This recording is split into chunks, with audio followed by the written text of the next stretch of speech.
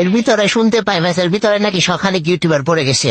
তো এই ম্যাচে ছিলাম আমি, তারপরে সিয়াম ভাই, তারপরে পড়ছে অপু ভাই, তারপরে ছিল এসআরবিডি, তারপরে ছিল আজিম গেমিং, তারপরে ছিল S2K, তারপরে ছিল গেমিং হাসিব, তারপরে ছিল রিমন ভাই, ভবিষ্যতে ভিভ্যাচ পাবে হার্টের আরমান ভাই, তারপরে আশিক, তারপরে 360, তারপরে পারভেজ গেমিং ভাই।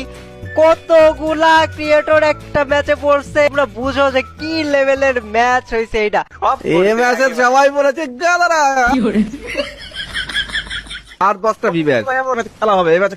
এর ভিতরে শুনতে পাই ম্যাচের ভিতরে নাকি সখানিক ইউটিউবার পড়ে গেছে।